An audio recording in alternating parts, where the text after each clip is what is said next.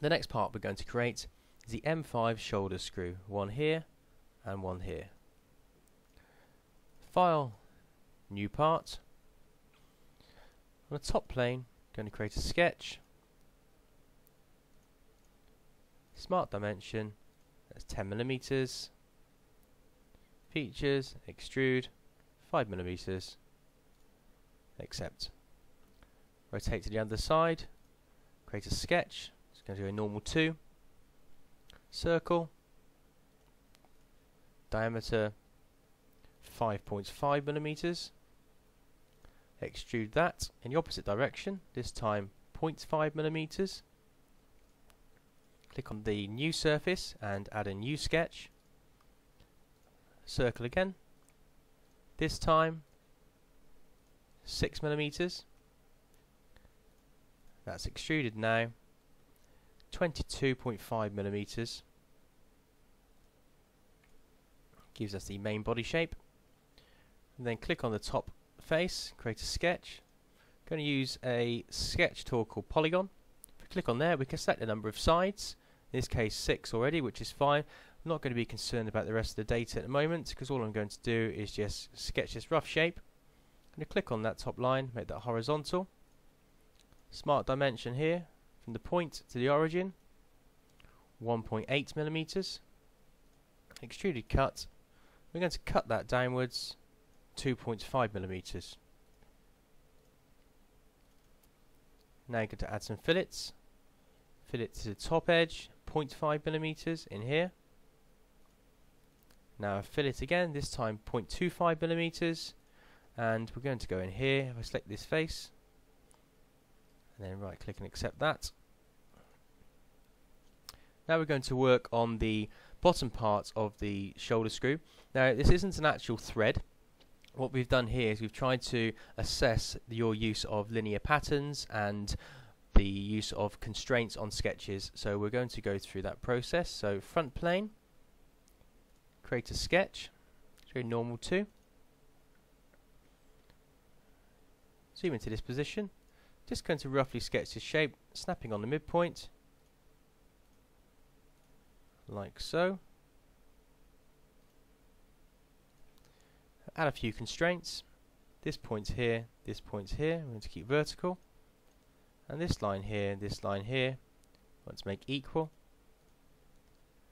Smart dimension. This is 0.2mm. From here to here is 1mm. From here to here with an angle of 60 degrees.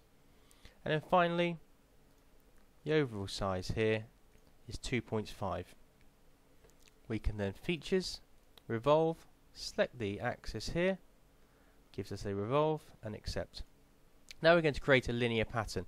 Now when we create a linear pattern, it's going to ask for a straight edge as a direction. Now in this case I could select one of these edges here, but what I want to do is just show you how we can create an axis. So reference geometry, axis, select on a circle. We'll identify that as cylindrical, and it will create an axis down through the center of that. Now when I use linear pattern, I can use that axis as a direction. We look at the arrow at the bottom, that's going in the right direction, so that's fine. The space between them, 1.2mm, and there are 9 of them in total. Features, going to click revolve and accept that. And go to the front. I'm just going to hide that axis again. Now you will see that this actually is a little bit too long, because the bottom of this isn't a perfect part of the thread. So what we're going to do, on the front plane again, I'm going to create a sketch. This time we're going to go rectangle corner to corner. I'm going to click onto this point here, and then I'm going to click away. What I'm going to try to do is just locate that edge and this edge here, make them collinear, and then I can smart dimension, and I can smart dimension that to 10mm. That leaves us with this part at the bottom we're actually going to cut away. So I'm just going to produce a rectangle. Again, I'm going to exaggerate it, click on the line, vertical, collinear, sorry. Click on the line, and we go collinear again. Now when we go in and we do an extruded cut, that's the section we're going to cut away. We're going to go through all, this direction, through all in this direction, and accept. Finally, just going to change the material. Material in this case is the AISI 1020. Apply, close, and that's it, complete. Or is it? Some of you may have realised that actually, if we look at the thread details, we've missed out an extra line.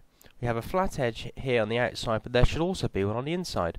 So what I'm going to do is take you through the process of editing the sketch and seeing how that updates on the associated feature and all future features that are associated with that sketch. So first of all, I'm going to locate the sketch, to open and edit the sketch. I'm then going to draw a line from the top line to the bottom line, keeping it vertical. I'm going to trim features, trim entities, and that leaves us now with an undefined or fully constrained sketch. If I click on this line and this line, I'm going to make them equal in length. And now again, if I click on this angled line and this angled line and make them equal in length, you should see now that the sketch becomes fully constrained. If I then accept that, it not only updates the revolve that it's associated with, but it also updates then the linear pattern. And that's it. The M5 shoulder screw is now complete.